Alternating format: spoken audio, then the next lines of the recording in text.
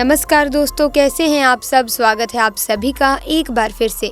दोस्तों, ग्रंथों के मुताबिक इच्छाधारी नाग नागिन उन्हें कहा जाता है जो कि इंसानी रूप में धरती पर घूमते हैं।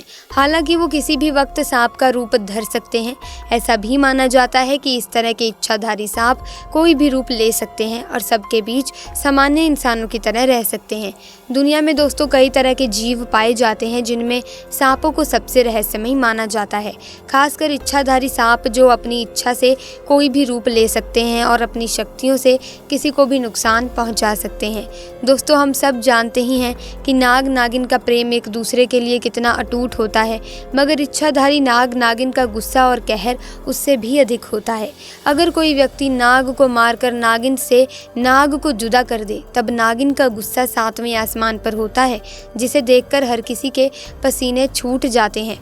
जरा सोचिए दोस्तों, तब क्या हुआ होगा जब फावड़े से कटकर हुई नाग की मौत। फिर उसकी नागिन ने लिया ऐसा बदला कि सबके होश उड़ गए। दोस्तों, कुछ ऐसा ही हुआ अलीगढ़ के छोटे से गांव गोधा में, जहां पर संदीप नाम के एक व्यक्ति से एक नाग की मौत हो गई।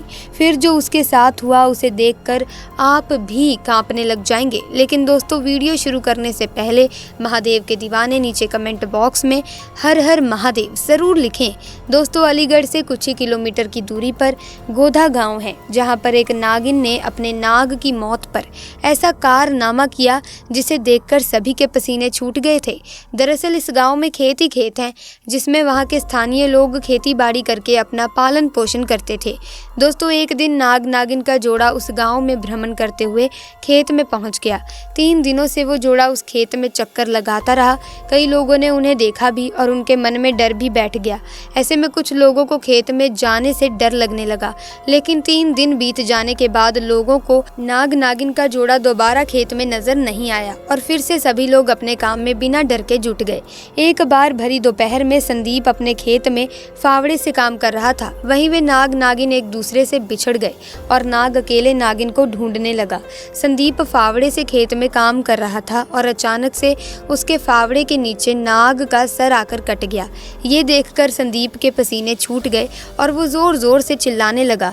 तभी खेत में काम करने वाले सभी लोग वहां पर इकट्ठा हो गए। संदीप ने घबराते हुए बताया कि मैं अपना काम कर रहा था और अचानक से एक नाग मेरे फावड़े के नीचे आ गया और उसका सर कट गया। फिर उनमें से एक व्यक्ति बोला कि अरे, हमारा काम खेती का है, ये नाग नागिन का खेतों में आना, इनका हमारे हाथों में मर जाना एक मामूली सी तो बात है।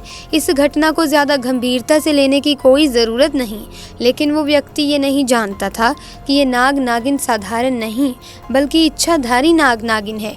दोस्तों, उस व्यक्ति की बात सुनकर अन्य लोग भी उस व्यक्ति की हाँ में हाँ मिलाने लगे कि हाँ, ये सच है, हमें नाग नागिन के मरने से डरना नहीं चाहिए, ये तो हमारा काम है। इन सब की बातें सुनकर संदीप की हिम्मत बढ़ गई और उसने नाग को उठाकर पास की झाड़ियों में फेंक दिया। लेकिन सब लोग इस बात से अनजान थे कि वो एक इच्छाधारी नाग है और उसकी नागिन भी इच्छाधारी है। शाम का समय हो रहा था, तो ऐसे में सभी लोग वहां से चले गए। सभी लोग अपने घर जाकर आराम करने लगे और वही संदीप भी चिंता मुक्त होकर खाना खाकर सो गया। लेकिन वो नागिन कहाँ शांत रहने वाली थी।